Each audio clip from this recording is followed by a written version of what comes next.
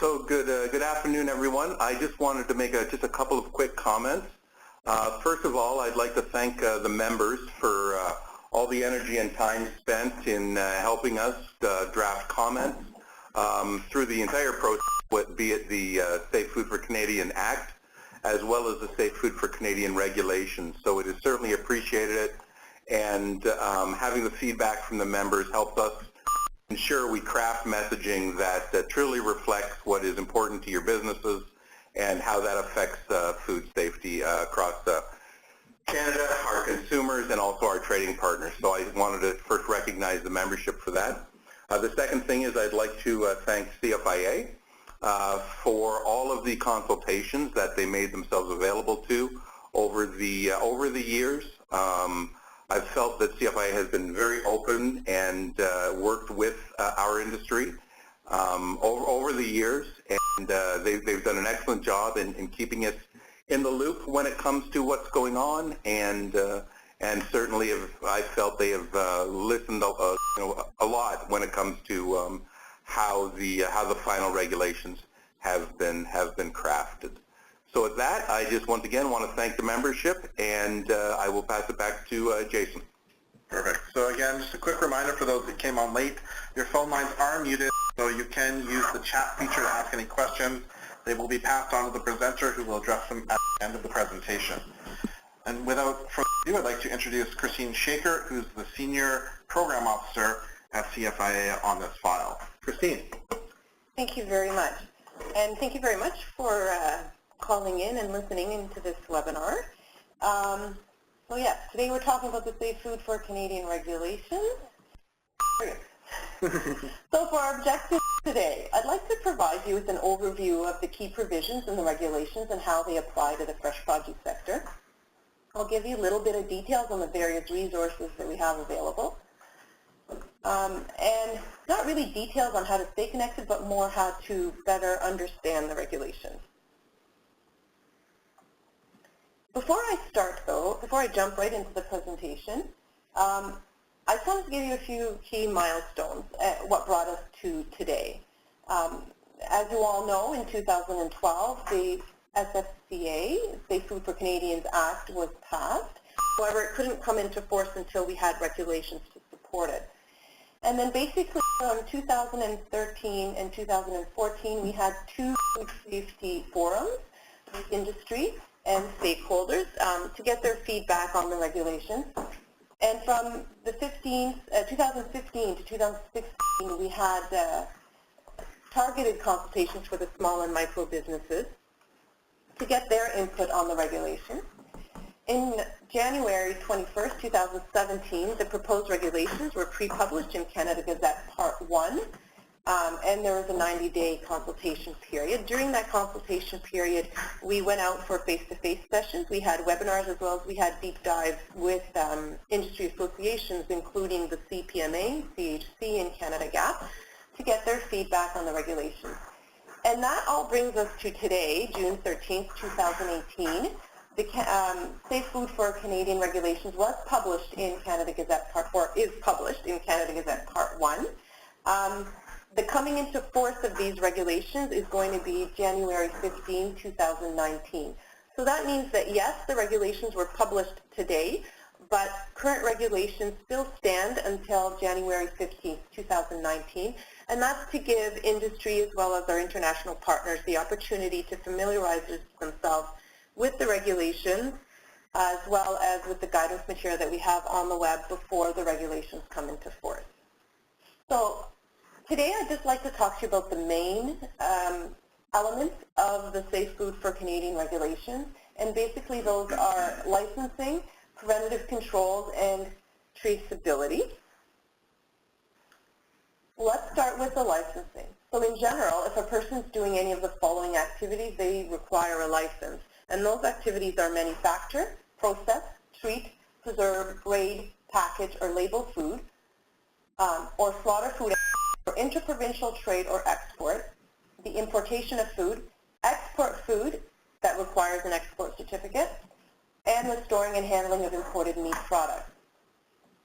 Basically, licensing allows the CFIA to identify businesses preparing food for interprovincial trade and export and importing food into Canada. Basically, we know, it gives us the ability to know who's out there and what they're doing.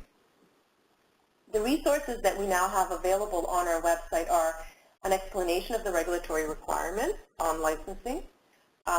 We have a licensing interactive tool, and we have a fact sheet and frequently asked questions on licensing. We also have a document that basically further explains or breaks down what other activities fall under manufacture, process, treat, preserve, grade, package, or label food for interprovincial trade or export. There's a particular section on fresh fruit and vegetables in that document, as well as there's a section, there's an annex at the end that breaks down the activities that can be done on fresh fruit and vegetables, whether it occurs in the field or if it occurs in a facility.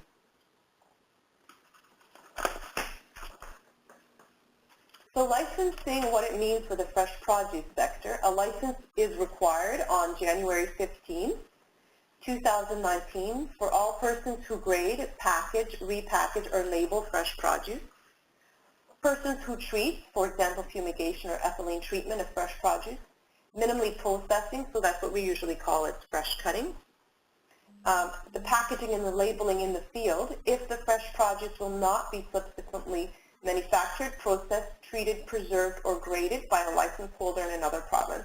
And I'm going to invite you to pay attention to those verbs: manufacture, process, treat, preserve, grade, or package by a license holder in another province.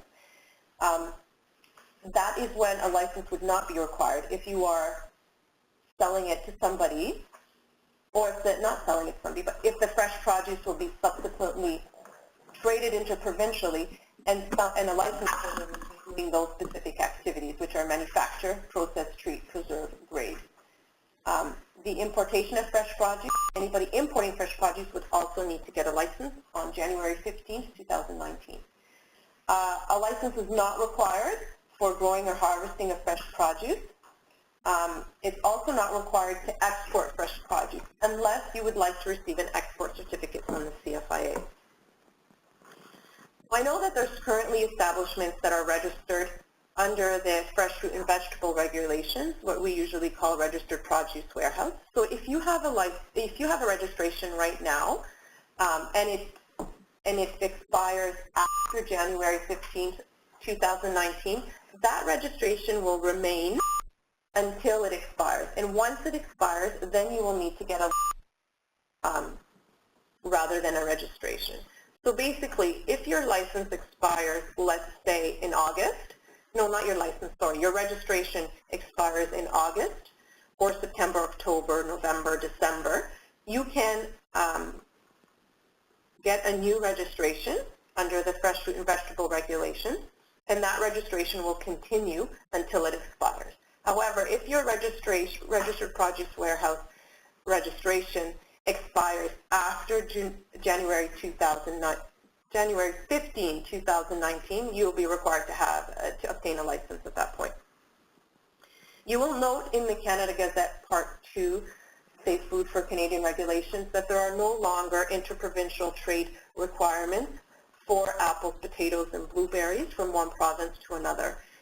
By having a licensing requirement for anybody who is grading, packaging, repackaging, or labeling fresh produce for interprovincial trade or export, that creates a level playing field for all fresh produce traded interprovincially or internationally. Therefore, there is no longer a need to have interprovincial shipping point inspections or interprovincial trade requirements specific for apples and potatoes and blueberries. So that's a plus for this fresh produce, for the fresh produce industry. We've received several questions with respect to what's the difference between an SFCR license and a DRC membership. And basically, so we put together this slide, and basically the SFCR license is associated with food safety, and it basically identifies businesses who import, export, or prepare. And you'll see, rather than repeat the verbs, I just used prepare. And those verbs are really manufacture, process, treat, preserve, grade, package, or label. It gives these CFIA the ability to authorize businesses to carry out those specific activities.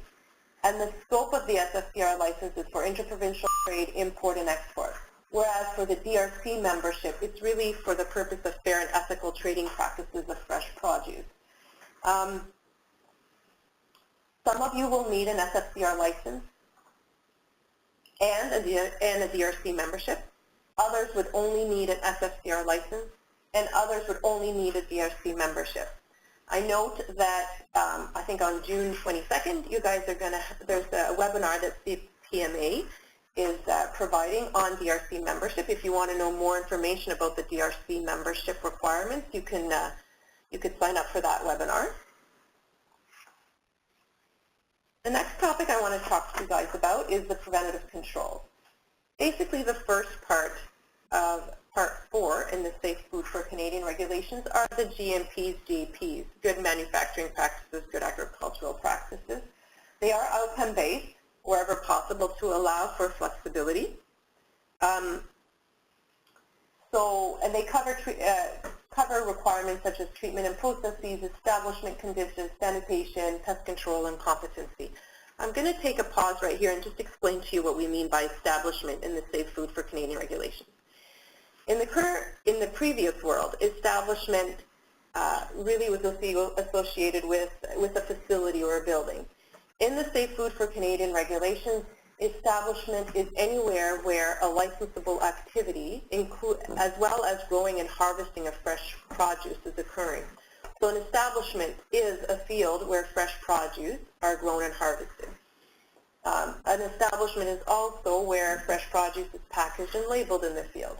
An establishment is also a facility where grading, packaging, labeling, processing, manufacturing is occurring. So establishment is quite broad.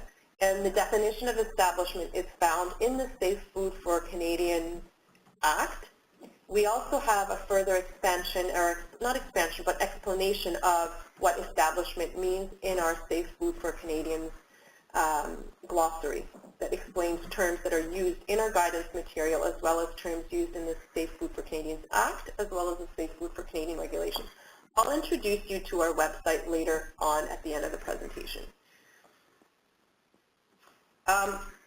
We also have preventive control plan requirements. So basically that's a document that documents the hazards associated with the food, as well as how you are controlling those hazards. Important to note that even if you don't need a preventative control plan, and you'll see when in the next slide there's instances where a preventative control plan is not required. Even if a preventative control plan is not required, the first part of the preventative control requirements, which are the GAPs, those are still required. We have a lot of resources on our website on preventative controls and PCP. We have a document that explains the regulatory requirements. We have the interactive tool that basically helps you determine whether you need a PCP or not. We have recommended preventive controls for establishments and food, so that's a good resource as well. There's guides and templates to help those who don't have a food safety system in place right now, how to develop one. We have fact sheets, infographics, frequently asked questions, and preventative controls on preventative controls and PCPs. So what does this mean, the preventative controls and preventative control plan for the fresh produce sector? Well, the preventative controls, when I said they're the first part of Part 4 regulations, so those are sections 47 to 85. For those who grade, package, repackage, label, treat, or minimally process, you basically have, on January 15th, 2020, that's when you need to start complying with those requirements. Same thing for those who grow and harvest and import as well. So the regulations are coming into force on January 15, 2019. You have until January 15, 2020 to comply with those requirements. Preventative control plans, same thing. You have a year, January 15, 2020 to comply with those requirements. Now, for those who need to comply are those it's for interprovincial trade, and it's the gross annual food sales. I forgot to put food in there. So the gross annual food sales are greater than 100K. At CG1 it was 30K. We moved it up to 1,000K. Not 1,000K. 1,000. 100,000. I am sorry. 100,000K. A PCP is not required for the purpose of export unless an export certificate is required or is needed to be issued by CFIA. Important to note is that the efforts of the fresh produce industry with Canada GAP, the recent recognition that Canada GAP received last year by CFIA, positions you guys really, really well if you're using Canada GAP to be able to show compliance with the preventative controls as well as the PCP requirements. You may need to review your implementation of Canada GAP to make sure that all the PCP requirements are met. So what I mean by that is that there are PCP requirements in there that are related to labeling and packaging and grading. Those are not captured under Canada GAP, which is a food safety system. So those requirements need to be, you need to show how you're meeting the requirements for packaging and labeling in your PCP. So that may need to be updated in your documentation. So for traceability, the last main element, anyone who prepares food for interprovincial trade, imports or exports food is required to maintain records to identify the food and trace the food one step forward and one step back.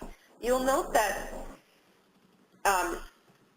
even if you don't need a license, for example, those who grow and harvest fresh fruit and vegetables need to comply with the preventative controls and the PCP requirements, and you still need to comply with traceability. So the scope of what I'm trying to say here is that the scope of traceability is way broader, much broader than the scope for licensing and the scope for preventative controls and PCP.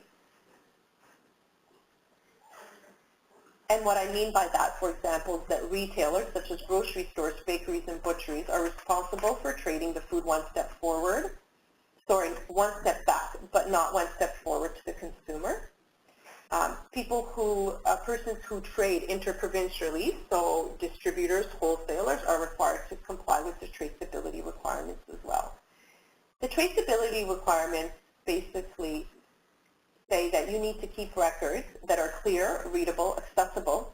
They have to be kept for 2 years and provided to CFIA upon request. And if they are kept, but they are allowed to be kept outside Canada, and they can be electronic. But if you do keep them electronic, they need to be in a format that can be easily used by CFIA so that we can find that information quickly.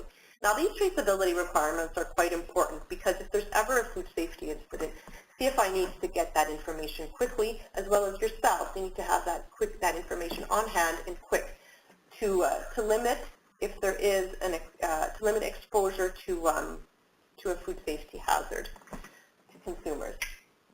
We do have resources available on our website related to traceability. So we have an explanation of what the traceability requirements are. We have fact sheets and frequently asked questions on traceability, as well as we have the traceability interactive tool to help you determine if you need to comply with the traceability requirements and what they are. Now, what this means for the fresh produce sector is that growers and harvesters, license holders, persons who import, export, and trade interprovincially. So when I say trade interprovincially, those are the wholesalers and distributors. You have to prepare and keep a document to identify the fresh produce. That includes the common name, name and principal place of business, lot code. Ooh, I forgot to update this. Sorry, guys. It's lot code or unique identifier, and I explain to you the difference of what that means in a minute to allow the fresh produce to be traced. You have to be able to trace the fresh produce one step forward, except growers and harvesters. Trace the fresh produce one step back. But growers and harvesters, obviously, you're the primary producers, so there's just no one step back before you, as well as one step forward. In the Safe Food for Canadian the proposed Safe Food for Canadian regulations, Canada Gazette Part 1, we had Trace the Fresh Produce, the movement of fresh produce. In Canada Gazette Part 2, we received a lot of comments at CG1 saying that this is internal traceability and loss of disagreement. So we have removed that requirement at CG2. So there's no longer tracing the movement of fresh produce. It's basically, all it is right now is one step back, one step forward. You have to apply, attach, or accompany the fresh produce with the common name and principal place of business, lot code, and unique identifier. Basically, lot code now, at CG1 we received a lot of comments and confusion around lot code. Because lot code is understood by industry that, and ourselves as well, and internationally, lot code is associated with a production date or the manufacturing conditions or production conditions. We listened to those comments and we kept lot code in the requirement, but we made it specific to production date, processing date, processing conditions. However, we introduced a new term and we called it a unique identifier. So a unique identifier is more broad. So that could be a purchase order number. So for wholesalers or distributors, you don't need to document the lot code. If you have a purchase order number, that is sufficient to comply with the unique identifier to be able to trace the food. Basically, we just need to have where did you get it from, the unique identifier. It could be alphanumerical, so it doesn't have to just be numbers. Obviously, you as an industry need to know what that means, so if there's ever a food safety incident, you can let us know. But again, it's broad. It could be a purchase order number, transaction number. If you have a number on a form that you use to track the food that you send to somebody or the food that you receive, that is sufficient for a unique identifier. Growers and license holders, persons who import and export and trade interprovincially, need to comply with the traceability requirements upon coming into force. That's January 15, 2019. However, growers and harvesters have until January 15, 2020 to comply with the traceability requirements. To give you a snapshot of the phased-in approach for the fresh produce sector, basically licensing is not required for the activities of growing and harvesting. One thing I forgot to note at the beginning of the presentation is that the Safe Food for Canadian regulations is really activity-based. So it's not who you are, but it's really what you do. So you could be a grower and harvester, but you are also doing a licensable activity like field pack to consumer prepackaged product, like the strawberry clamshell. You're not required to be licensed for the growing and harvesting activities, but if you do field pack into consumer prepackaged food, then you would need to have a license for that. License for field packing is required upon coming into force of the regulations, as well as for grading, repacking, labeling, treating, minimally processing. For importing, exporting, and importing, January 15, 2019. For the export, a license is not required unless an export certificate is needed. For interprovincial trade, license is not required to trade food interprovincially. For preventative control, basically the fresh produce industry has until January 15, 2020 to comply with those. Same thing for the written PCP. You have until January 15, 2020 to comply with those. And the threshold for that is 100K of your gross annual food sales. Again, a written PCP is not needed to export the food unless an export certificate is required. The traceability requirements for growers and harvesters, they don't need to comply until January 15, 2020. For all others in the fresh produce industry, it's January 15, 2019. Mind you, There's nothing to stop you if you have a PCP or if you would like to start having a PCP prior to January 15, 2020. There's nothing to stop you from doing that, but it's not a regulatory requirement prior to then.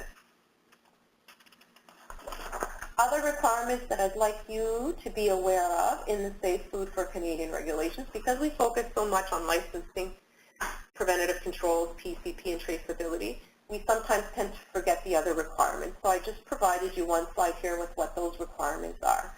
So under Part 6, Division 6, you've got the requirements around gift packs and fresh packs, the import requirements for fresh produce. DRC membership has moved from Part 2, is now in Part 6 of the regulations, as well as the authorities for destination inspection services. Ministerial exemptions are in Part 8, packaging in Part 10, labeling in Part 11, and grades in Part 12. The grade requirements are, there's grade requirements in the Safe Food for Canadian regulations. However, the grade standards themselves are in a compendium that's incorporated by reference. And that just makes it easier for the grade standards to be changed rather than be in regulations. If they're in regulations, then they would have to go through Canada Gazette Part 1 and Canada Gazette Part 2 for consultation, and then for publication there. And we have just recently seen with the Safe Food for Canadian regulations how long that takes. So once they're, because they're incorporated into reference, by reference in a compendium, they still have to undergo consultation, but the process for revising those grade standards is much less. So here's our landing page for the Canadian Food Inspection Agency. As you can see on the right-hand side, you have a little tab there, SFCR. So if you click that, it'll take you to this web page, which is the landing page for the Safe Food for Canadian regulations. You have information there about licensing, information there about our timelines, our interactive tools, the Safe Food for Canadian regulations as published in Canada Gazette Part 2, and PCP requirements and preventative controls.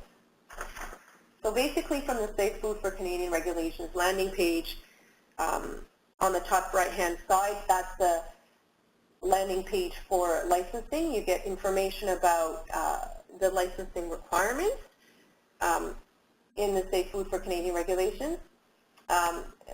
Basically, the actual licensing requirements are found in in Trade Part 2 of the Safe Food for Canadian regulations. That tells you who needs a license.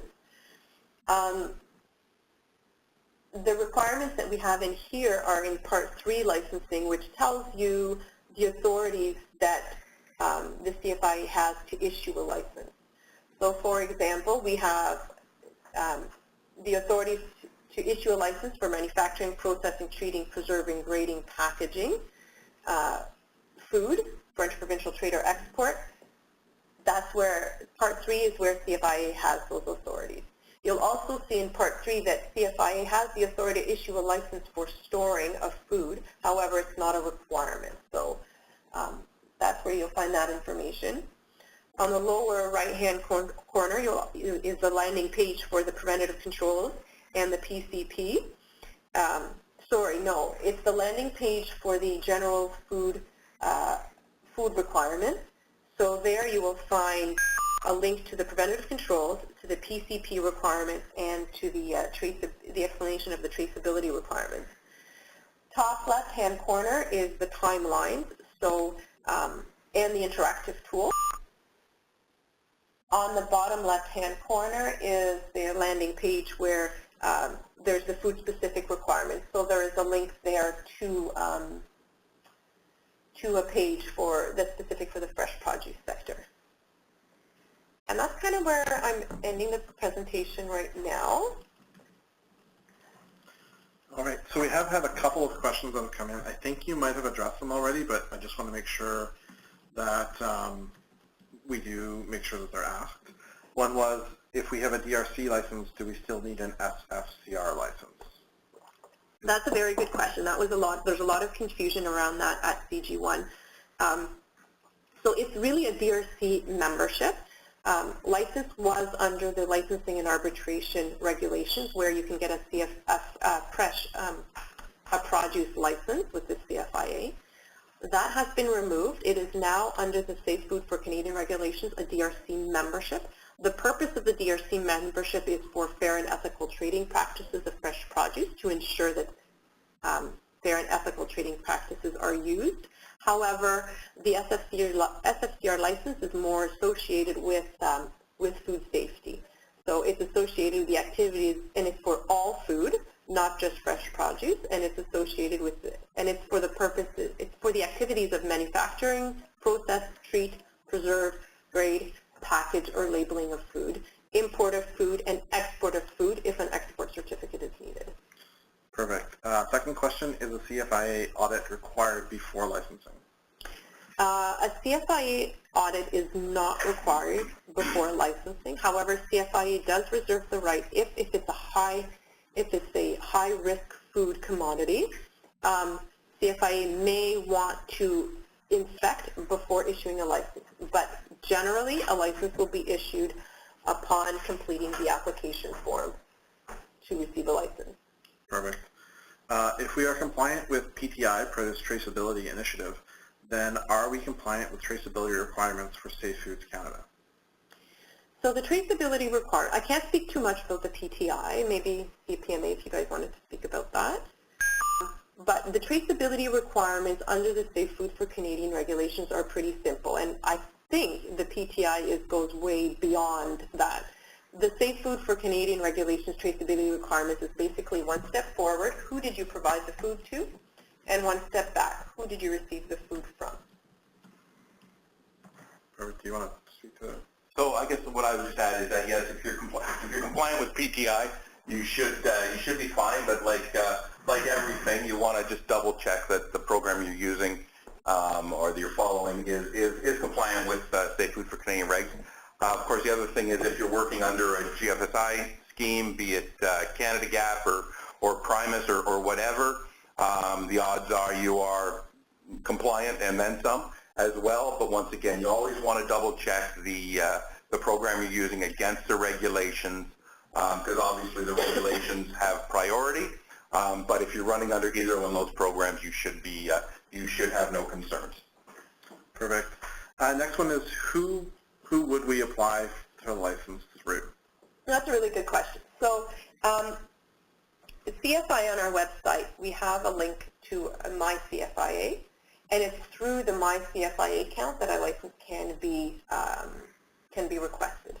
The My CFIA account, it is encouraged that people set up their account right now, because that takes a little bit more time. The license application for a license is pretty quick, but if you do not have a My CFIA account, and then and you would like to get a license, it's going to take you quite some time to get the account, and then you'll have to proceed to get a license. So we're encouraging everybody to get a My CFIA account first, and then upon needing a license, so for the fresh produce sector, it would be January 15, 2019, then you can proceed and get your license through the My CFIA account. Perfect. Will there be classes on developing PCP? CFIA is not offering any classes to develop PCPs. However, we have several tools on our website and templates to help you develop a PCP. One thing I'd like to note here, and I didn't say during the presentation, was the PCP requirements in the Safe Food for Canadian regulations tell you what needs to be in your food safety system.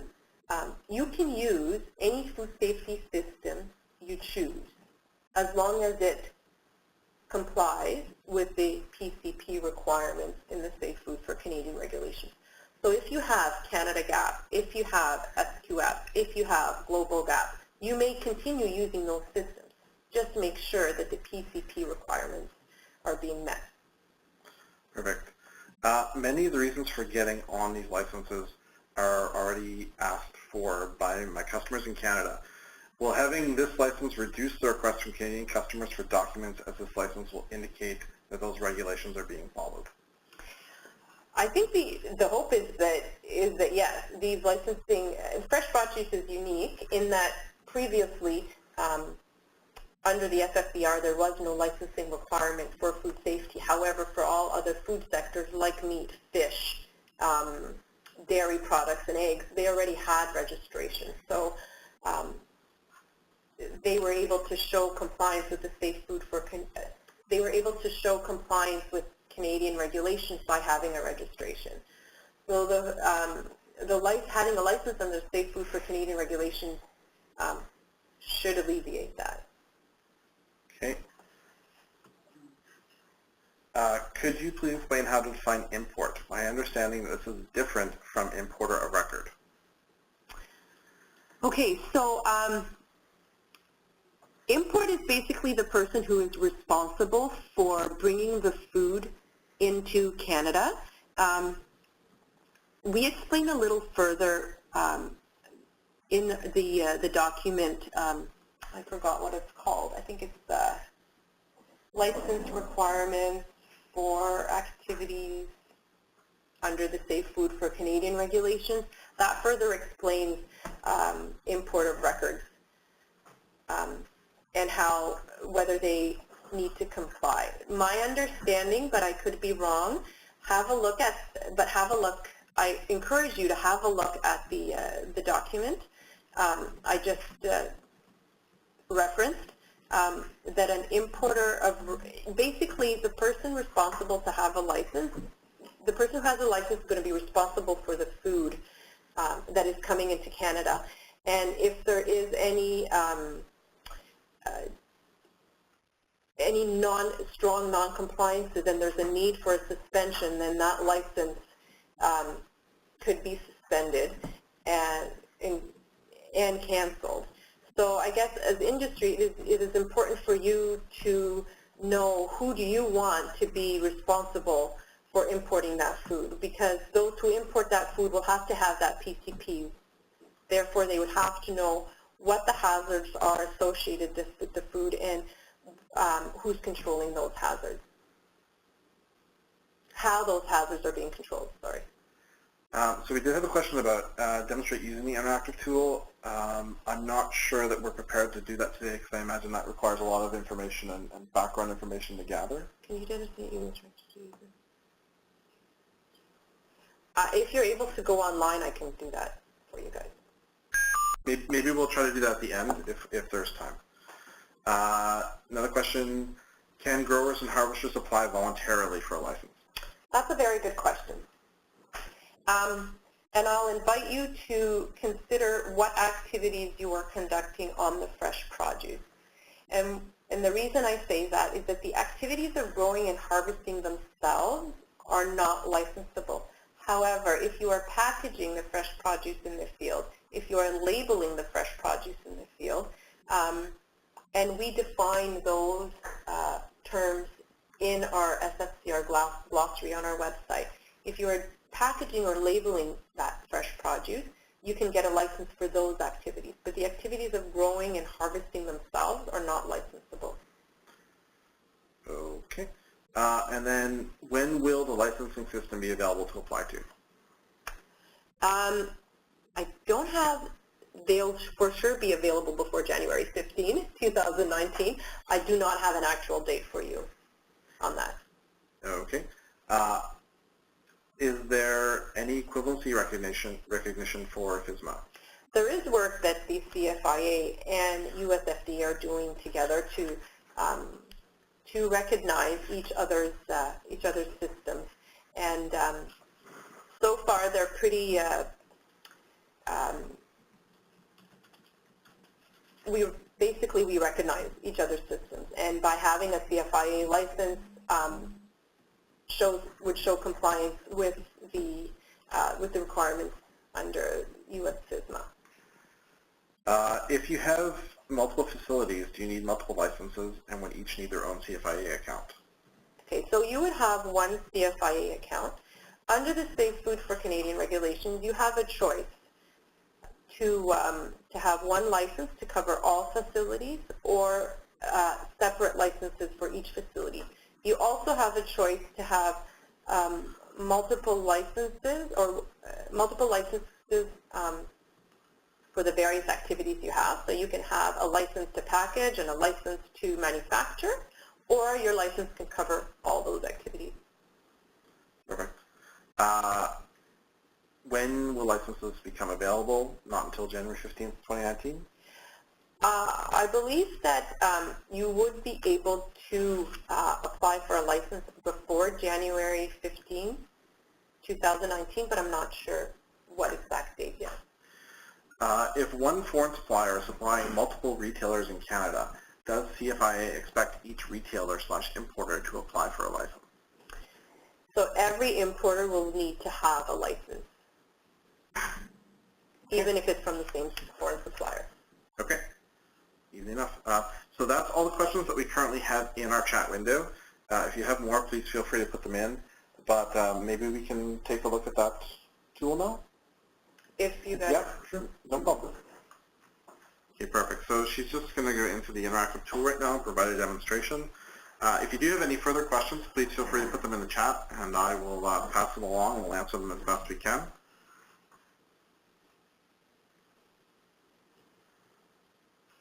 So again, she's gone to inspection.gc.ca, and she's gone into the Safe Food for Canadians area, going into the licensing tool. So before I go into the tool, here's the document I was telling you about that further explains the requirements for licensing. It further explains what activities fall under manufacture, process, treat, preserve. And then if you click on the import trade, that'll explain a little bit more about the import, licensing around import.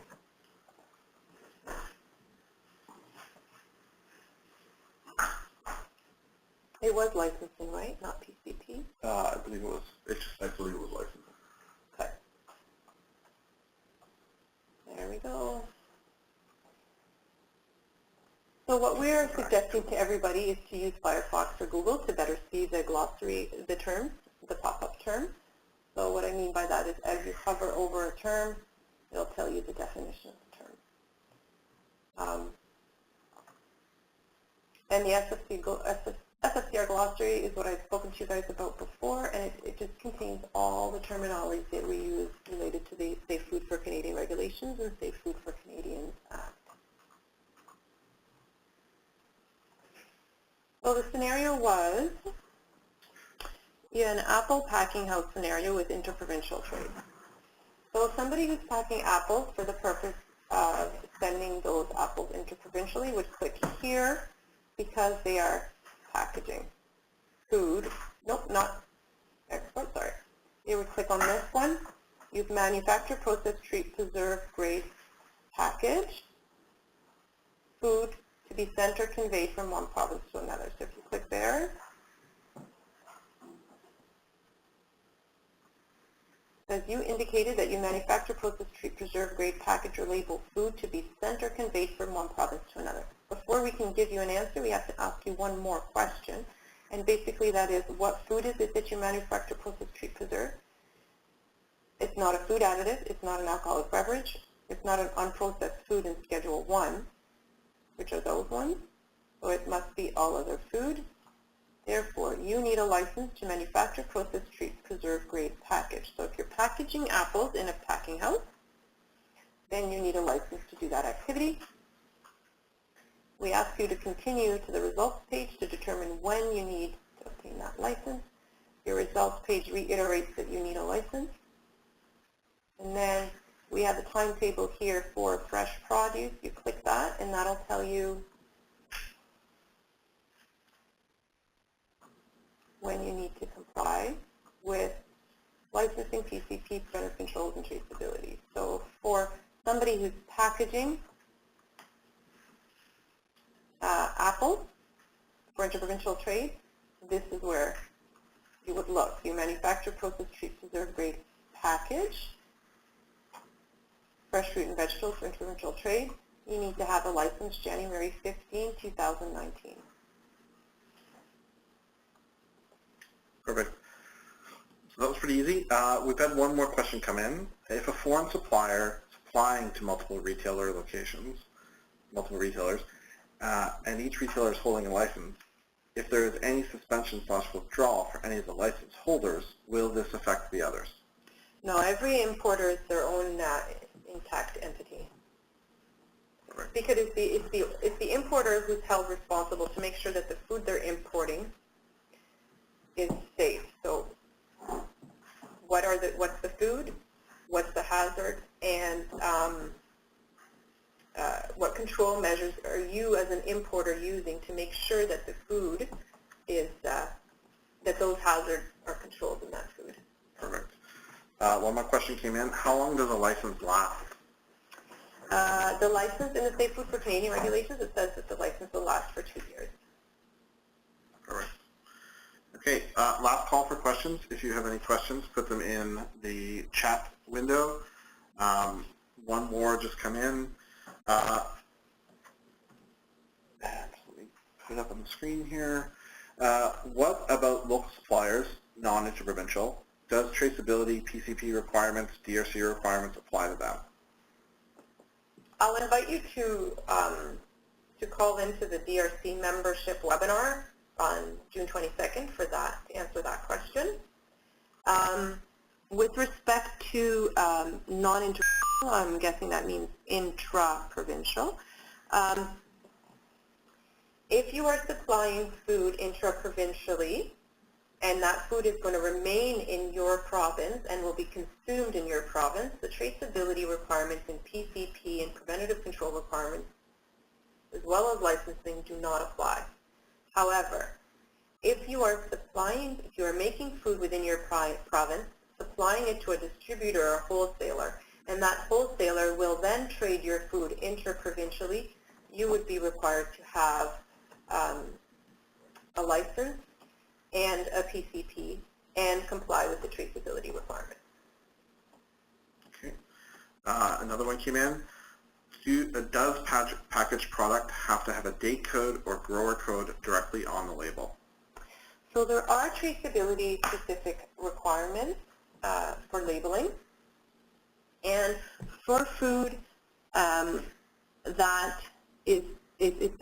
we call it a consumer prepackaged food. So those would be, for example, the strawberry clamshells. They would have to have a lot code. A unique identifier would not be sufficient. So that lot code could be your best before date.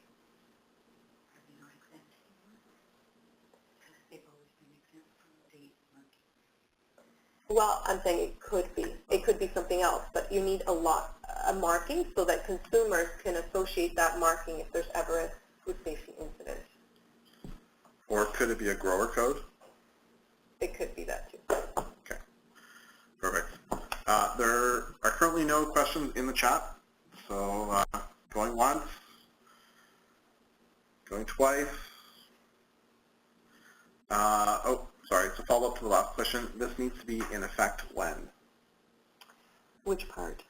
The traceability specific requirements. Growers and harvesters have a year to comply with the traceability specific requirements. So January 15, 2020. Perfect. Okay.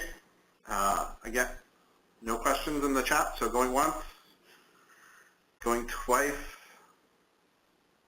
3 times. All right, I'd like to thank our presenter, Christine, today. I know we put her on the spot with demonstrating the tool. I'd like to thank her for her flexibility and her expertise in being able to answer a large variety of questions. It was wonderful. I'd like to thank all of you for attending. And as I always say at the end of these, continue to seek out new knowledge, to gain new skills and new abilities, and basically never stop growing. Have a great day, everybody. You will now be connected.